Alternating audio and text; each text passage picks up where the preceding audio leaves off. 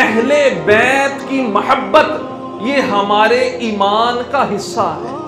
اہل بیت کی محبت کے بغیر ہمارا ایمان مکمل نہیں ہو سکتا۔ اور خود نبی پاک علیہ الصلوۃ والسلام نے یہ ارشاد فرمایا، ادبوا اولادکم علی ثلاثۃ خصال، اے لوگو اپنی اولاد کو 3 چیزوں کی تربیت دو۔ کون سی 3 چیزیں؟ نبی پاک صلی اللہ تعالی علیہ وآلہ وبارک وسلم نے ارشاد فرمایا، سب سے پہلی چیز آقا نے فرمایا حبی نبیکم، اپنی اولاد کو اپنے پیارے نبی کی محبت سکھاؤ، نمبر 1۔ نمبر 2، آقا کریم علیہ الصلوۃ والسلام نے ارشاد فرمایا وحبی اہلی بیتہ، نمبر 2، ایک تو میری محبت سکھاؤ اور دوسرا اپنی اولاد کو میرے اہل بیت کی محبت سکھاؤ۔ اور نمبر 3 فرمایا وتلاوت القرآن، اور اپنی اولاد کو قرآن کی تلاوت کی تعلیم دو۔ اچھا، نبی پاک علیہ الصلوۃ والسلام نے جب یہ ارشاد فرما دیا کہ تم نے ان لوگوں کے ساتھ محبت کرنی ہے اور تم نے اپنی اولاد کو ان پیارے لوگوں کے ساتھ محبت کی تعلیم دینی ہے، تو پھر ہم پر یہ ضروری ہے جیسے دنیا کے دوسرے کام بچے کو کاروبار سکھاتے ہیں کہ پت کاروبار ذرا دھیان نہ کرنا، نقصان نہ ہو جائے، فلانا جڑا تیرا چاچا نا شریکہ لگدا تیرا ہے انہاں ذرا دھیان نہ ملی برتی ہے۔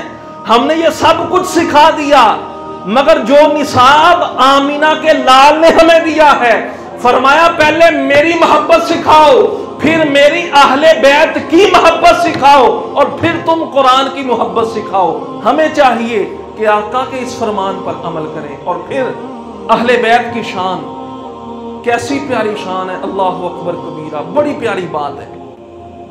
امام حسن و حسین دونوں حضور کے پیارے نواسے، آپ کی شہزادی کے بیٹے۔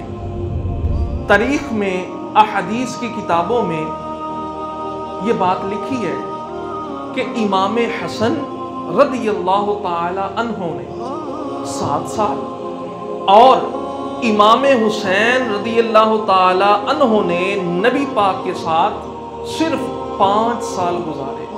اس کے بعد آقا کریم علیہ الصلوۃ والسلام اس دنیا سے پردہ فرما گئے۔ بڑی توجہ کے ساتھ سننے والی بات ہے۔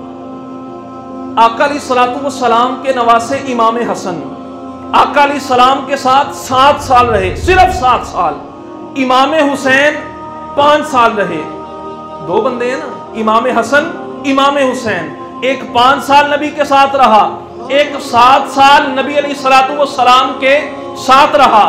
دوسری طرف اگر آپ غور کریں، نبی علیہ الصلوۃ والسلام کے 1 لاکھ سے زیادہ صحابہ کرام ہیں یا نہیں؟ 1 لاکھ سے زیادہ صحابہ کرام ہیں۔ اب بڑی پیاری بات ہے، 1 لاکھ سے زیادہ صحابہ کرام، وہ بھی نبی کے پیارے، ہدایت کے ستارے۔ ہم تمام صحابہ سے محبت رکھتے ہیں، تمام صحابہ سے الفت اور پیار رکھتے ہیں، اور یہی ہم اہل سنت و جماعت کا عقیدہ ہے کہ نبی کے اصحاب سے بھی پیار کرو اور نبی کی آل سے بھی پیار کرو۔ اس لیے توجہ کرنے والی بات یہ ہے، حضور کے 1 لاکھ سے زائد صحابہ کرام ہیں، اور کسی صحابی نے نبی پاک کے ساتھ 5 سال گزارے، کسی نے 10 سال گزارے، کوئی 15 سال نبی پاک کے ساتھ رہا، اور صدیق اکبر ساری عمر ہی حضور علیہ الصلوۃ والسلام کی رفاقت میں آپ کے ساتھ گزار دی۔ اب اہل بیت کو اللہ نے کتنی شان عطا فرمائی ہے۔ علماء نے فرمایا اگر آپ حدیثوں کی کتابوں کو اٹھا کر دیکھیں، 1 لاکھ سے زیادہ صحابہ کرام ہیں، سارے صحابہ کی شان میں 1000 نبی کی حدیثیں ہیں۔ کتنی؟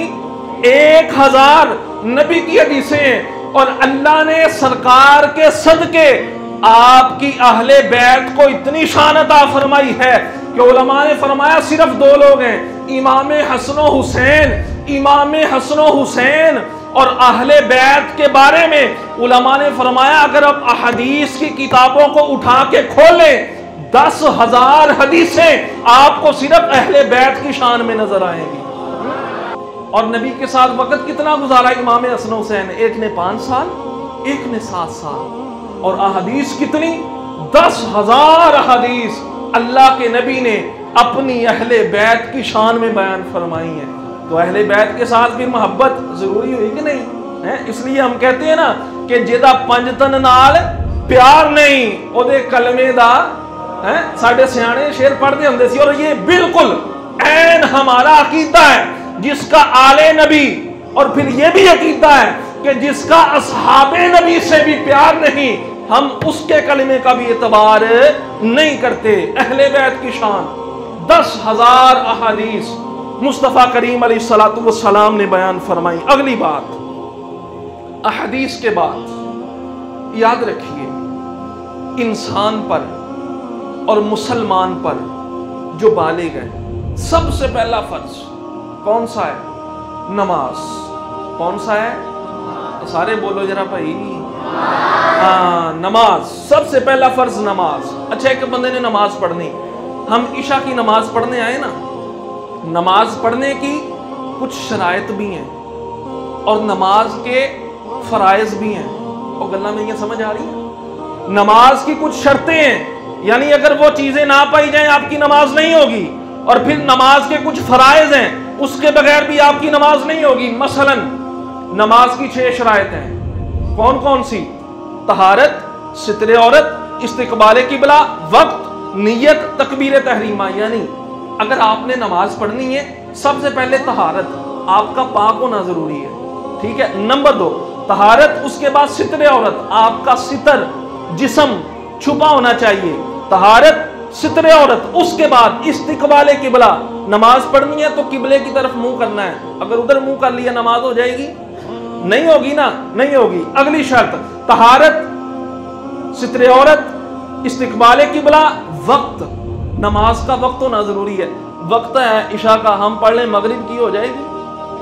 نہیں نہ ہوگی، وقت کا ہونا بھی ضروری ہے۔ اس کے بعد نیت، نیت ہونا ضروری ہے۔ عشاء کی نماز ہے، نیت مغرب کی کر لیں ہو جائے گی؟ نہیں ہوگی۔ اس کے بعد تکبیر تحریمہ، اللہ اکبر، یہ بھی نماز کی شرط ہے۔ اس کے بعد نماز کے فرائض آ جاتے ہیں۔ فرائض کون سے ہیں؟ تکبیر تحریمہ، پھر قیام، پھر قرات، پھر رکوع، پھر سجود، پھر قعدہ اخیرہ یعنی التحیات، پھر سلام پھیرنا۔ یہ نماز کے فرائض ہیں۔ اچھا، نماز کی شرائط، نماز کے فرائض بندے نے پورے کر لیے۔ رمضان کا مہینہ تھا، آ گیا جی تراویحاں پڑھنے۔ کہاں آ گیا؟ تراویحاں پڑھنے آ گیا۔ اگے جی حافظ صاحب کھڑے سی ذرا واہ واہ مضبوط ترین، وہ کہندے بھئی آج میں نے آپ کو 2 رکعتوں میں پورا قرآن پڑھانا ہے۔ اور جو پیچھے بندے کھڑے تھے وہ بھی کہنے لگے، بڑی توجہ سے سننے والی بات ہے، پیچھے جو بندے کھڑے تھے وہ کہنے لگے ٹھیک ہے جی، اگر تسی 2 رکعتاں چ پڑھانا تے اسی بھی اج ذرا اپنی طاقت لاؤنے ہیں، اسی بھی پڑھاں گے۔ اچھا جی، امام صاحب شروع ہو گئے، تکبیر تحریمہ کہہ لی، تکبیر تحریمہ اللہ اکبر، الحمدللہ رب العالمین۔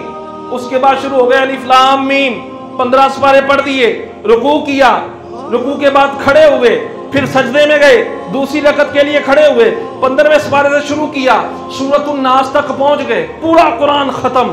10 گھنٹے لگا دیے قاری صاحب نے، حافظ صاحب نے۔ نماز کی شرائطیں پہلے ہم نے پوری کی، پھر فرض پورے کر لیے، اب آخری فرض رہ گیا، قرات بھی ہو گئی، قیام، رکوع، سجود، قعدہ اخیرہ۔ اب بیٹھ گیا بندہ قعدہ اخیرہ میں، التحیات میں بندے نے پڑھا التحیات للہ والصلوات، اینڈ تک، ٹھیک ہے۔ جب اینڈ تک التحیات بندے نے پڑھ لی، پڑھنے کے بعد اس نے کیا کیا؟ اس نے کہا السلام علیکم ورحمۃ اللہ، السلام علیکم ورحمۃ اللہ۔ بتائیں اس بندے کی نماز ہو گئی؟ ہو گئی؟ اونچی بولو ذرا، کیوں نہیں ہوئی؟ یہ اہل بیت کی شان۔ اب بات آپ نے سننی ہے۔ اس نے کہا السلام علیکم ورحمۃ اللہ، السلام علیکم ورحمۃ اللہ۔